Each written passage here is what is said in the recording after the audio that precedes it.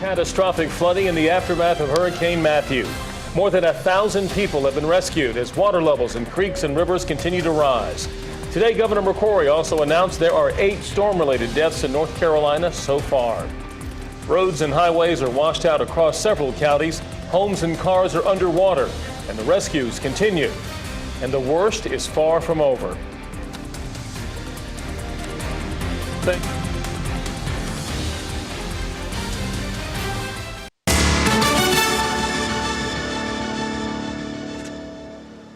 It is the day after Hurricane Matthew. Roads and highways across North Carolina washed out, homes and cars underwater, and the rescues continue. And believe it or not, the worst is still far from over. Thanks for joining us. I'm Gerald Owens. I'm Linda Loveland. As we mentioned, the governor late today confirmed 8 storm-related deaths due to Matthew. Another major issue is power outages. More than 760,000 people without electricity. A mandatory evacuation is underway in Princeville and a voluntary evacuation for parts of Goldsboro. Greenville has issued an evacuation order. In some places it's mandatory, in others it's voluntary. Now, at last check, Duke Energy is reporting Wake County has more than 127,000 customers without power, more than 13,000 outages in Cumberland County. Harney County has more than 24,000 customers without power tonight, 31,000 in Johnston County. Now, several schools are closed tomorrow. We've been continuing to get more cancellations. This is all due to the damage Hurricane Matthew caused. Within the past hour, we learned Wake County schools will be closed tomorrow. Let's take a look at the other growing list of schools that will be closed for tomorrow because of Hurricane Matthew. Clinton City schools are closed. Cumberland County closed. Edgecombe County schools are closed. Franklin County also closed for Monday. And continuing that list, Halifax County, Harney County schools both closed. Hope County schools closed as well, but it is an optional teacher workday. Johnston County schools, they will be closed Monday and Tuesday. And we have Lee County schools closed tomorrow, Moore County closed, National Rocky Mount schools will be closed, and Sampson County schools will be closed. And again, as we mentioned, Wake County schools closed tomorrow. Wayne County schools closed Monday and Tuesday.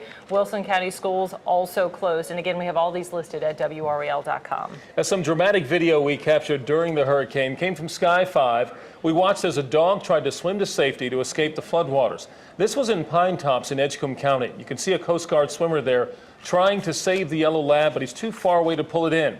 The dog did make it to a tree nearby, and we are happy to report that dog is safe tonight. No word on whether it has been reunited with its owner. Cumberland County was hit hard by Matthew. WRAL's Gilbert Bays joins us live now. Gilbert, there have been a number of water rescues across the Sandhills today, really the largest total throughout the state. That's exactly right. You know, you had all of the creeks and streams in the area moving like swift water. They ran over their banks, and let me show you where they ended up in the Cape Fear River. This is expected to start cresting right now at this hour. So what we're having is all of those streams and creeks now pouring into the Cape Fear River. Now, you're right. There were a number of rescues, more than 250 swiftwater rescues, about 700 people rescued because of flooding water. Now, emergency crews from Fayetteville, Cumberland County, and a few crews from out of state, one from New York, used their boats to pull victims from stranded cars and flooded homes. At last word, there are still 4 residents from Fayetteville who were caught up in swift-moving water who are unaccounted for. Mark Edwards says he and his family are some of the lucky ones. They were chased out of their house by 4 feet of water that came in their back door. And then it started moving toward the front of the house. We had to get out. It started getting knee-deep, so we had to evacuate, me and my wife and son. And then by the time we got out to the highway, it was all right up to the front end of the truck, but we made it out just in time before it got really, really rough. Now, the water is going down in the area, but there are still some damage to some of the roads. For example, Gillespie Street near Southern Avenue in downtown Fayetteville has water washing over it, and there's some erosion. And most of the roads are passable, so the mayor says that there will be no curfew in Fayetteville tonight, but still, he'd like for people to stay off the roads if they can, because that will give the utility crews an opportunity to get in here and get power back to the about 3,000 folks from PWC who are still without power. Linda, Gerald? Gilbert Bays live in Cumberland County. Thanks for the update, Gilbert. In a news conference earlier today, Governor Pat McCrory warned while the skies may be sunny and bright today, this is still a very dangerous and deadly situation. I cannot stress to both the state audience and to the national audience that Hurricane Matthew is off the map, but it's still with us, and it's still deadly, and we're taking it very seriously. County is now. The governor also said it could be another week before anything gets significantly better. He also said the top goal for his team is not to lose another North Carolinian to this storm or its aftermath. Rocky Mount is also reeling from serious flooding. I want to take a look at Highway 301, which will soon close in both directions because of, we don't have that video, we'll try and get it for you later. However, the river is also blamed for flooding on Bethlehem Road, also in Rocky Mount. Flooding from Hurricane Matthew is so widespread across the area, the best way to see it is by air. Linda, you have this wrap up from Sky 5. This is what more than a foot of rain looks like at a rock quarry in Rocky Mount. Torrents of brown water gush over the edge. It looks like Nash County's very own Niagara Falls. The landscape also changed dramatically in Wilson. Well-known restaurant Bill's Barbecue became its very own island in the midst of Hurricane Matthew floodwaters. In Raleigh, water covered Atlantic Avenue at Hodge Road. Cars parked haphazardly in the street, which was underwater. Despite the obvious flooding, someone still tried to drive through it. Another danger from flooding, sinkholes. This one opened up in the median of I-40 in Johnston County, closing the westbound lanes. There were hundreds of water rescues across the area. This was in Pine Tops. With water surrounding his home, this man was rescued from his roof. A swiftwater rescue team came to the aid of this woman who was stranded on the top of her car in Zebulon. She attempted to drive across a road flooded by the Little River. And wind damage in Wayne County. The roofs of these chicken houses peeled back in the gusts from Hurricane Matthew. Damage is really significantly widespread. The Crabtree Valley Mall returned to regular business hours today after significant flooding in the parking lot that caused the mall to close early yesterday. Most of the water is gone now, but it left a big mess. The cleanup crew used fire hoses and shovels to try to get rid of the dirt washed in with the rain. You can see a clear water line on the walls of the parking deck that shows you just how high the water got at one point. Cleanup there took several hours. Another big problem with this storm, power outages. They continue to plague residents in North Carolina, even as crews work around the clock to restore the electricity. WRL's Catherine Brown is live at the Duke Energy staging area at Walnut Creek with the latest on when the lights will come back on. Catherine, a lot of people want to know the answer to that question. Yeah, and unfortunately, I don't have the best news for you. I just was speaking with a Duke Energy official within the last 15 minutes. He told me it could be into next weekend before the power gets back on to some folks. But power workers and crews here doing what they can. 6,000 crews on the ground right now working in between North Carolina and South Carolina. Another 6,000 headed here from other states. They'll muster at this base camp here at Walnut Creek where they can get food and instructions before heading out onto 16-hour shifts. At last check, 440,000 power outages statewide right now. They are very widespread. Duke Energy officials say since the waters are still rising for them, this storm is really not over yet. They are very much in the watching and waiting phase, waiting for some of these rivers and creeks to peak. One of the hardest hit areas in Wake County is the town of Wendell. We were there today. Power is out to nearly every home and business in that town, all because of a transformer that blew last night, knocking out power to the entire town, every home and business. And this is not something crews can fix quickly. This is an all-day job, as are many of the outages across the area, buried by heavy trees. And for repair crews, well, it is painstaking work.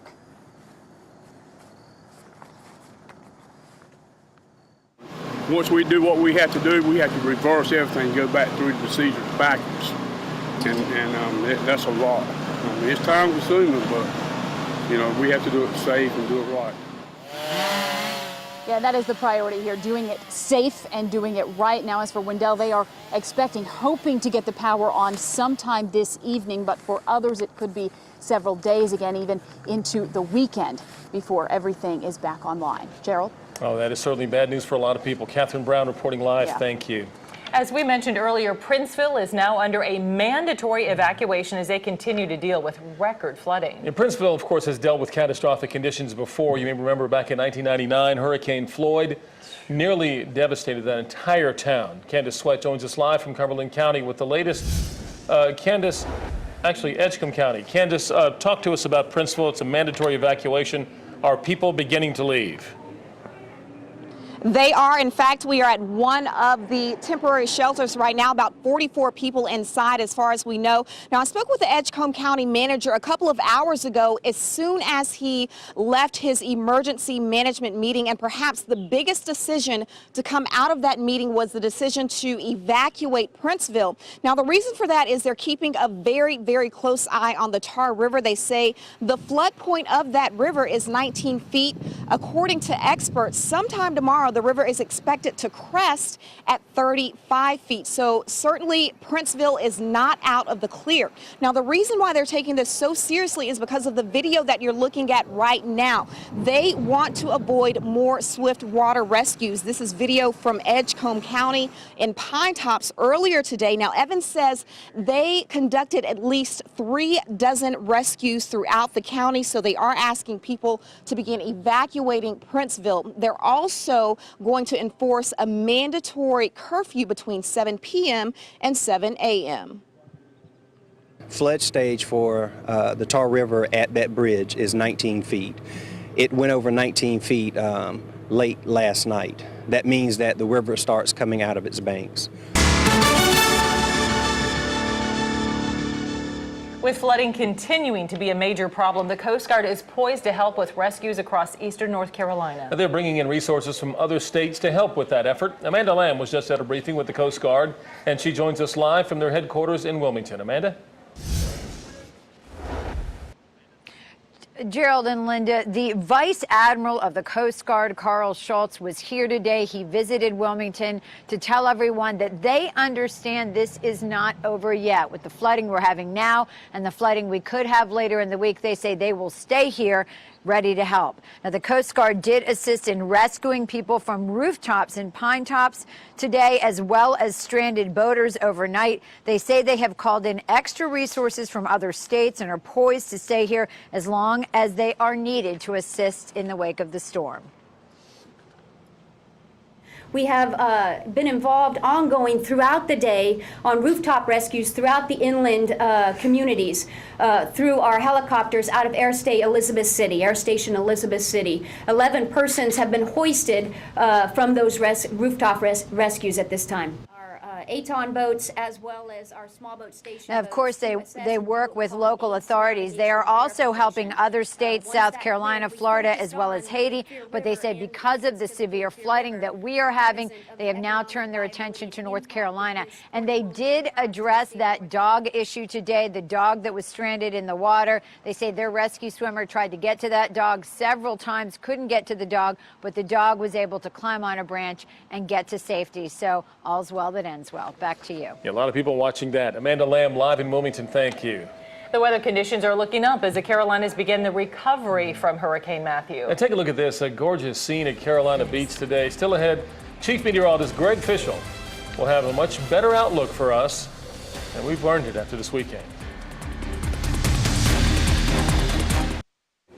I know I was like a lot of people yesterday watching the floodwaters rise around your property and wondering, when is the rain going to stop?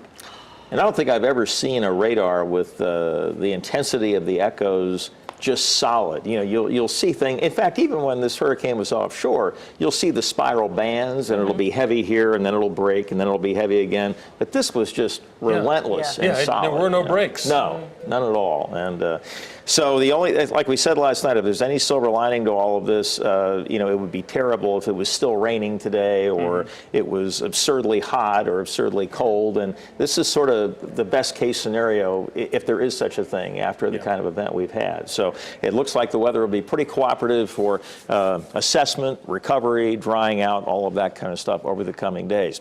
All right, well, let's talk about the rainfall amounts that have occurred. And of course, you're all familiar with these numbers by now. I'm sure that, you know, the area from Fayetteville to Goldsboro was taking top honors through this whole event, with basically double-digit rainfall very common through that area. But the one thing that really matters with all of this are the river basins, because that's where the water is going to collect and feed. In other words, it's not going to cross from one river basin to another. And so we're taking a look at the Tar-Pamlico River Basin here, and over 7 inches in Rocky Mount, 8 inches in Greenville. In fact, I just found out my son, who's down at ECU, they have a mandatory evacuation for where he lives, and so he he's on his way out of there. But basically, all the water funnels down here, and the farther down the basin you are, the longer it takes for that crest to occur. Now, here you're taking a look at a forecast for the Tar River at North Carolina 97 and Rocky Mount. Major flooding is everything in the purple here, and basically you can see that it's now leveling off at about the highest point it's likely to get, and then will slowly come down over the course of the next several days, eventually getting back to a more normal status. Now, we go to the next river basin, which is the Neuse River Basin, and again, we had almost 7 inches at RDU, parts of southern Wake County estimated at 10, and then this incredible amount of Goldsboro of 15.5. Even though New Bern didn't get as much, you still have all this water that fell up here that's working its way downstream, and so it's probably going to be just as serious for them and Kinston and all those other places. Here you see the Neuse River at Smithfield. Again, still a little bit to go, getting above the record level and then coming down over the course of the next several days. Then we move down to the next river basin here, which is the Cape Fear River Basin, and we're taking a look at the lower Little River at Manchester here, where they are already above the highest level they've ever been. They're starting to come down, and over the next 24 hours at least should get out of the major flood status. And then finally, the Yadkin-Petey River Basin, and again, you can see that the amounts here are the river level forecast at the Lumber River, again, above the record level already, but the good news is it's already starting to come down, and that trend should continue over the coming days. All right, all these places, these are all the rivers that have warnings right now. There are a ton of them out there, and temperatures actually fairly pleasant right now, in the mid-60s to near 70 across the northern half of the area and low 70s farther south. And here's a look at the sky cam. It's pretty out there, at least it would be if we didn't have all the problems we had to deal with. For tonight, clear skies and chilly. This will be the coldest night since May. And then as we take a look at the 7-day, notice the next 3 mornings all getting down into the 40s, and we haven't done that since April. So this is really, you know, a sign that fall is on its way, and or here, I guess I should say. And then temperatures do warm up a little bit as we head toward the middle and end of the week, getting into the 70s, and that ought to feel pretty good, but at least it's going to be dry. That's the big thing. A good start to the fair Thursday. Yeah, exactly. All right, thanks, exactly. Greg. Mandy Mitchell's here with sports. Yeah, NASCAR race today. Next in sports, after a delay yesterday, the cars do run in Charlotte. The big wreck that shook up the field next.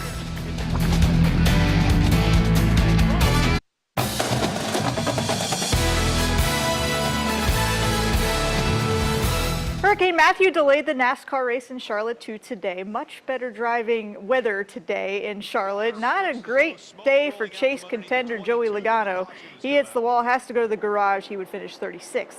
Lap 258 on the restart. Austin Dillon does not accelerate. That causes some big issues for the cars behind him. Multiple car wreck, including Chase Elliott, who is 6th in points. Jimmy Johnson was out in front for that and stays clean the rest of the way. Johnson breaks his 24-race winless streak, clinches a spot in the next round of the chase. My daughter, Humpy Wheeler, passes out these $1 million bills from way back when, and my daughter gave it to me and told me to put it in my pocket for good luck. There it is, sweetie. It worked. Good job. Quick NFL action, Redskins and Ravens. Baltimore up 10-6. Kirk Cousins to Pierre Garçon. And that will do it. Washington wins it 16-10. Of course, the Panthers play tomorrow on Monday Night Football. Yeah. All right, will Cam Newton play? No. All right. There you go. They got to win without him. Quick answer. All right, thank you, Mandy. Thanks for joining us tonight. We will have the very latest on this flooding situation on our late news, and there may be more school closings. That's right. And we'll be on after tonight's NFL game here on WREL and after tonight's presidential debate on Fox 50. Until then, have a great night.